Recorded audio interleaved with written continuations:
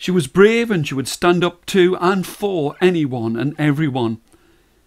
But that didn't mean that she wasn't happy when she would play with her friends. The place that she liked the best were the long, narrow cornfields, and she loved to dress up and make plays and concerts. She would dance beautifully and sing terribly. All of her friends, whenever she started to dance, they would clap and cheer, but when she opened her mouth and was just about to start singing, they would immediately clamp their hands right over their ears. But now, in this dark old barn that was made out of hard wood, there was a sweet smell of horse's breath and hair in the air. At the corner, some cracked, cold, cobwebbed window let in some dim autumn afternoon light. She'd had to stop her dressing up, and she was feeding her father's lame horse. It had thrown her father from off its back, and now her dad was too tired and his leg was broken, and he had to sit down on a rough chair, and he couldn't work on the farm. For she was a farmer's daughter, and they would always, well, the two of them would always work together to lift the hay and work with the corn. She was generous with her time, and she didn't mind having to stop her play with her friends, because when she was inside of the barn she looked and she found that there was a dress. It was a ripped, short-sleeved, too long for her dress, and it was in a box that was filled with all kinds of different things, but it was the dress that she liked the best. She'd had to pull it over her long, curly black hair, but her eyes smiled, her dark brown eyes smiled, and her lips, red and rosy, were in an upturned grin. She loved coming to help her father, and as she was standing there, patting down the dress, a friendly barn owl that she'd known since she was a baby hooted. She loved this place, she loved the farm, she loved to be inside of this place. But the two of them could see the old man who owned the farm coming towards them. He didn't like the barn. He didn't like this place. He decided that he was going to knock down the barn and build houses. He owned the farm, and he could tell them just exactly what he wanted and what they had to do. "You're not working for me." His voice was harsh. "You're not working for me. You're not making any money. Your leg's broken. You can't earn. You can't make any money, and you can't pay the rent. So I'm going to do just what I want to do, and that's to knock down this barn." But this girl was strong, and she would not let anyone talk to her father in that way.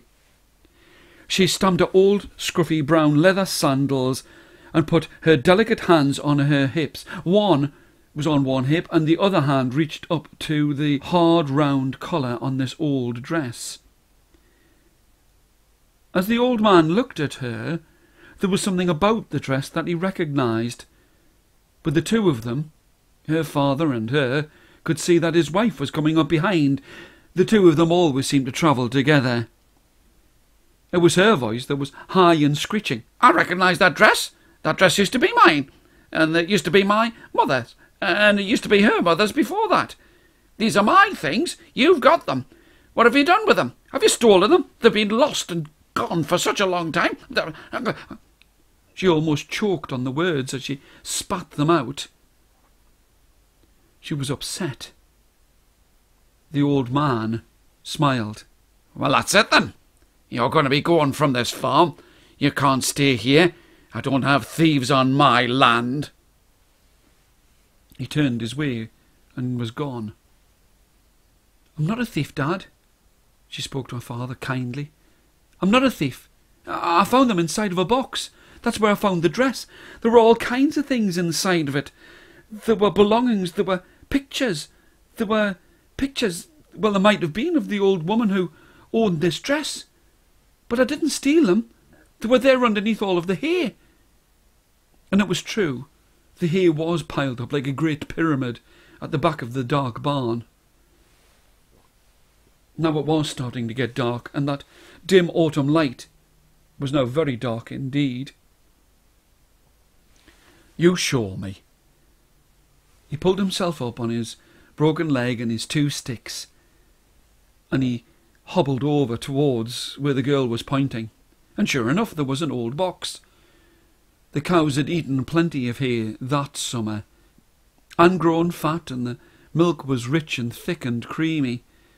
But when she pulled it away, all of the bales of hay cascaded down around her and her father, and even though things were terrible, they started to smile and laugh. But as the dust settled, her father looked, and he could see something where it had been hidden and buried underneath all of the bales of hay. He could see that there was an old car. The girl looked at it. "Oh, that's just a rubbish car, that. It's..." But the father looked and said, "I don't think so. I think there's many a man inside of London would pay a good price, not for a rubbish car, for a vintage car." She gasped. "Are you trying to tell us that it's worth a lot of money?" "Oh, more money than the farmhouse, the barn, and all of this land's worth." For the slightest instant, she thought that they could keep the car, sell the car, make the money. But it was only for an instant. She was no thief. Without waiting to tell her father what she was doing, she ran towards the old man's house and knocked on the door. She could tell that they were still upset and angry, but when she blurted out the story of the car that had been found and how much money it would be worth, their upset turned to gratitude. That old car that had been stuck under the hay was not rubbish and was worth a lot of money, but they gave her the dress to keep to wear, and the barn was not knocked down. And now the sun was shining. She felt relaxed, calm. Her blood flowed slowly inside of her veins, and her heart would barely be beating. She stood there, looking at the corn like waves on a peaceful sea brushing against her leg. She knew that when the darkness would come and paint a story in the shadows, that she would have liked to have lulled herself into a deep sleep. But on this night, they were celebrating that the barn would still stay standing, celebrating the fact that she was now a woman, and she had lived here, and her father was now an old man, and she ran the farm. And all of her children, her own children, his grandchildren, would be there to celebrate at a party, where everyone would dance, and she knew that when she stood up, and she took a deep breath, and she would start to sing, that all of her friends would laugh and clamp their hands over their ears and beg her to dance and not sing.